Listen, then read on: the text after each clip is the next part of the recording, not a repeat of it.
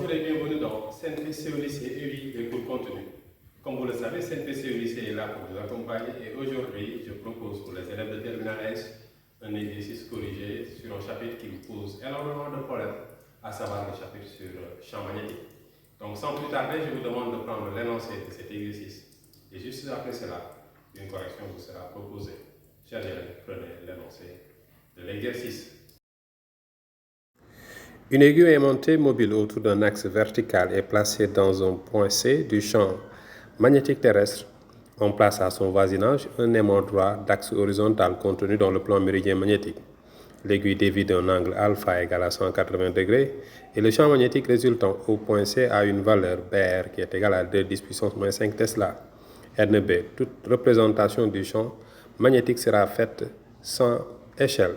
Premièrement, représentez au point C sur la figure les vecteurs BH et B aimant créés par BH et B aimant. Deuxièmement, précisez les pôles de l'aimant. Troisième et dernière question, on vous demandera tout simplement de calculer l'intensité B aimant, tout simplement sachant que BH est égal à 2 10 puissance moins 5 Tesla. Voilà l'énoncé, chers élèves.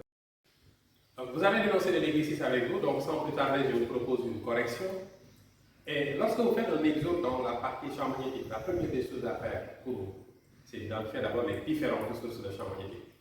C'est-à-dire quelles sont, n'est-ce pas, les sources qui sont dans le milieu et qui sont susceptibles de créer un champ magnétique. Ici, vous en avez deux, à savoir la Terre, mais aussi l'aimant. Nous savons, et vous avez appris votre cours, que le champ magnétique créé par la Terre a deux composantes. Une composante horizontale et une composante verticale.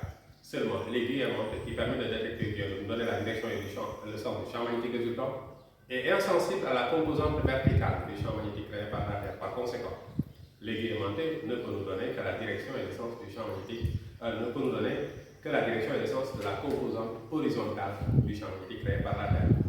Ce champ magnétique créé par la Terre, nous savons qu'elle est contenue dans le plan méridien magnétique et orienté du sud magnétique vers le nord magnétique.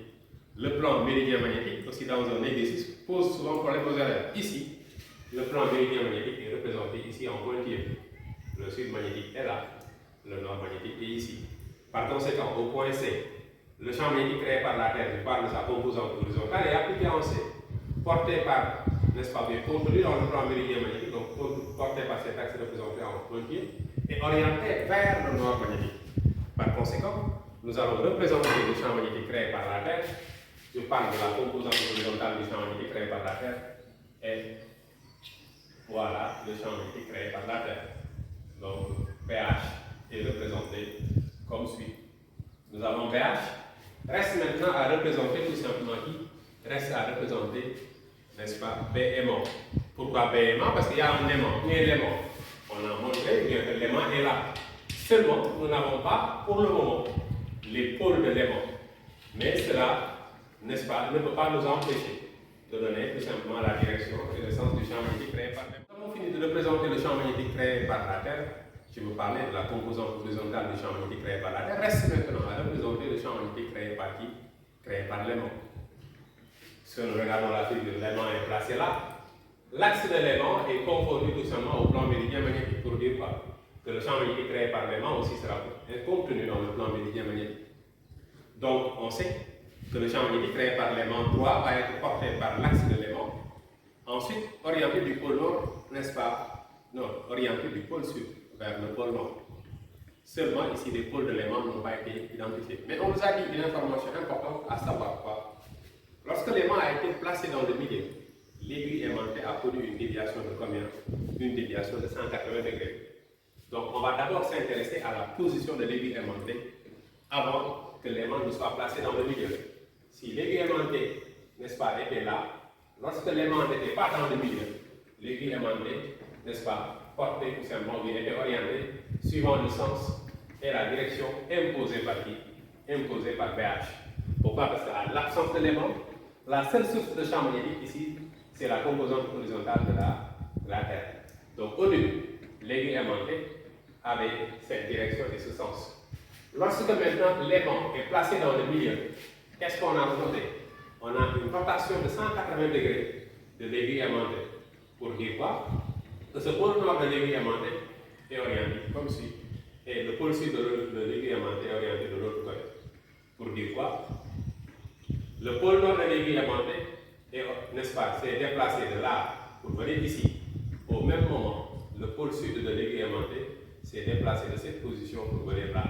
Ce qui fait que, une fois que l'aimant est placé, tout simplement, le champ magnétique résultant, n'est-ce pas, créé par les deux sources, à savoir BH et BMA, a cette direction et ce sens. Ça, c'est bon. Maintenant, comment doit être la direction et le sens du champ magnétique créé par l'aimant pour que nous ayons une aiguille aimantée qui initialement portait, n'est-ce pas, était orientée suivant le même sens que BH, l'aiguille aimantée tournant maintenant de 180 degrés. Ce que vous devez savoir, c'est à ce niveau-là, le champ magnétique créé par BH, par l'aimant et BH sont deux champs qui ont la même direction. Maintenant, s'il s'agit de deux champs ayant la même direction, nous pouvons avoir trois cas de figure. Quels sont ces trois cas de figure? BH et BMA peuvent être collinaires et de même sens. BH et BMA peuvent être aussi collinaires et de sens opposés, mais avec BH ayant une intensité beaucoup plus importante. Le troisième et dernier cas, c'est quoi? BH et BMA collinaires de sens opposé, mais avec cette fois-ci BMA supérieur en intensité à BH. Pour chaque cas, essayons de voir est-ce que l'aiguille aimantée va subir une déviation et si oui, comment l'aiguille aimantée va être déviée. Donc c'est ça que je vais essayer d'expliquer avant de représenter la direction et le sens du champ magnétique créé par l'aimant. Je viens de dire que pour ce cas de figure, on aura trois cas. Il se peut que le champ magnétique créé par l'aimant, n'est-ce pas, et que le champ magnétique créé par la Terre, si je parle de sa composante horizontale, soit collinaire et de même sens. L'aiguille aimantée, on sait au départ, portait quoi? À l'absence de l'aimant, l'aiguille aimantée était orientée suivant le même sens que BH, n'est-ce pas? Maintenant, si le champ magnétique créé par l'aimant et le champ magnétique créé par BH sont collinaires et de même sens, qu'est-ce qui va se passer? Nous savons qu'il n'y a pas seulement ce cas-là. Il va arriver que le champ magnétique créé par la Terre et que le champ magnétique créé par l'aimant soit collinaire et de sens opposé. Et pour ce cas de figure, il va arriver que l'intensité du champ magnétique BH soit supérieure à l'intensité tout simplement du champ magnétique créé par l'aimant. Il peut arriver aussi le dernier cas où BH soit inférieur à BMA. Pour le premier cas où BMA et BH sont collinaires et de même sens, le champ magnétique résultant, est d'accord? C'est-à-dire le champ magnétique créé par les deux, tout simplement, ne peut être que la somme dans ce cas-là. Donc, je le présente ici en rouge, le champ magnétique résultant, qui est égal à quoi? BR. Et une fois que nous avons la direction et le sens du champ magnétique résultant, est-ce qu'avec un tel champ magnétique résultant, l'aiguille aimantée va subir une déviation? Je ne pense pas. Pourquoi? Parce que tout simplement, au départ, l'aiguille aimantée était orientée comme suit. Au départ, je veux dire, lorsqu'il n'y avait pas encore l'aimant. Maintenant, l'aiguille aimantée était orientée comme suit. Il y a l'aimant qui est placé dans le milieu. BH et BMA agissent maintenant et créent un champ magnétique qui va être orienté comme suit. Par conséquent, le champ magnétique résultant et l'aiguille aimantée ont la même direction, mais ils ont aussi le même sens. Pour dire que, pour ce cas-ci, l'aiguille aimantée prendra cette direction et ce sens. Quelle direction et ce sens? Voilà le nord de l'aiguille aimantée et le sud de l'aiguille aimantée. Pour dire que dans ce cas de figure, l'aiguille aimantée qui est initialement disposée, placée comme suit, restera à cette position. Conséquence, on n'assistera pas à une déviation de l'aiguille aimantée de 180 degrés. Donc, s'il y a déviation de 180 degrés ici, c'est parce que tout simplement ce cas-là est exclu. Pour dire que BMA et BH ne sont pas collinaires de même sens. Cela veut dire quoi? Cela veut dire que forcément, ils vont être collinaires de sens opposé. Maintenant, pour le premier cas où les deux vecteurs champs magnétiques sont collinaires et de sens opposé, on raisonne avec le cas où BH et BMA sont tels que BH supérieur à BMA. Donc, au point C, il y a superposition de deux champs.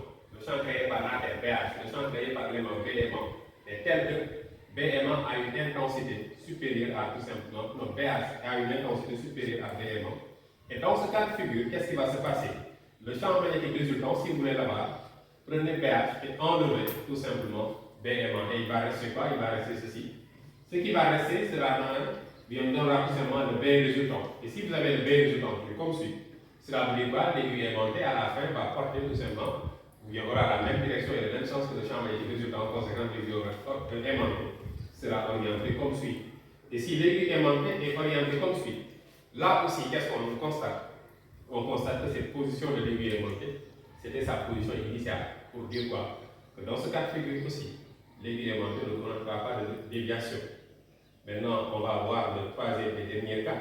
Troisième et dernier cas où maintenant, qu'est-ce que nous avons? Nous avons toujours B aimant et BH, collinaire et de sens opposé. Mais cette fois-ci, B aimant a l'intensité la plus importante. Deux vecteurs collinaires et de sens opposé. La résultante va être la différence. Mais ici, puisque B aimant est plus important, donc on prend B aimant, il va falloir enlever tout simplement BH. Conséquence. Donc le B résultant va avoir cette direction et ce sens. Le B résultant ayant cette direction et ce sens, l'aiguille aimantée, on sait qu'il va porter. Il va être orienté tout simplement et elle va être orientée suivant le même sens et la même direction que BR pour dire que l'aiguille aimantée va être orientée comme suit. Voilà la position dans ce cas-là de l'aiguille aimantée, n'est-ce pas? Ici étant le nord de l'aiguille aimantée, là le sud de l'aiguille aimantée. Cette position de l'aiguille aimantée comparée à sa position initiale où l'aiguille aimantée était comme suit, et d'accord, veut dire quoi? Veut dire tout simplement que l'aiguille aimantée a connu une déviation tout simplement de 180 degrés. C'est ce qui a été dit dans l'énoncé. Donc, qu'est-ce que cela veut dire? Cela veut dire tout simplement, si nous voulons avoir une déviation de 180 degrés, le B aimant et BH doivent être collinaires et de sens opposé. Mais mieux, B aimant doit avoir l'intensité la plus importante comparée à BH. Conséquence, B aimant, je vais le représenter. B aimant est là. Et si B aimant est là, je pense que nous avons répondu à la première question qui consistait tout simplement à donner, représenter correctement BH et B aimant. Voilà ce qu'il fallait faire, chers élèves. Donc, nous avons répondu à la première question, maintenant on y va, on répond à la question suivante qui consistait tout simplement à identifier les pôles de l'aimant. Mais l'étape la plus difficile a été déjà effectuée, à savoir tout simplement la représentation correcte de B aimant.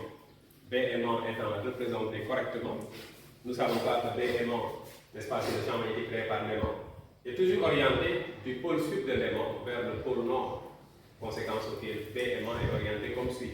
Donc, orienté du pôle sud vers le pôle nord, comme ce pôle-là ne peut être que le pôle sud et l'autre le pôle nord. Donc ici, c'est sud et de l'autre côté, c'est le pôle nord. Voilà, je pense que nous avons représenté correctement les pôles de l'aimant.